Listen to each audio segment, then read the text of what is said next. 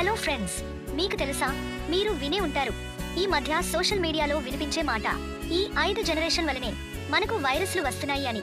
అలా కానే కాదు. 1G నుంచి 5G వచ్చినప్పుడు వైరస్లు వచ్చాయా లేక ఇంకేదైనా? ఇప్పుడు మనం తెలుసుకుందాం. 1G 1979 80s లో వచ్చినప్పుడు కొత్త మహమ్మారి ఏమీ ప్రారంభం కాలేదు. 2G 1991లో వచ్చినప్పుడు కూడా నెట్వర్క్ కారణంగా వచ్చిన వైరస్ లేదు. HIV అప్పటికే ఉన్న వైరస్.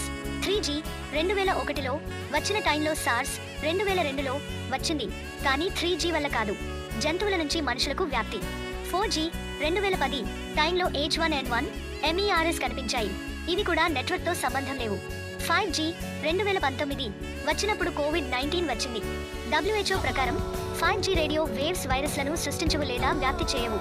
ఫైనల్ గా చెప్పేది ఏంటి అంటే, మొబైల్ నెట్వర్క్లు వైరస్లకు శాస్త్రీయంగా ఎలాంటి సంబంధం లేదు, టైమింగ్ కలిసొచ్చింది అంతే.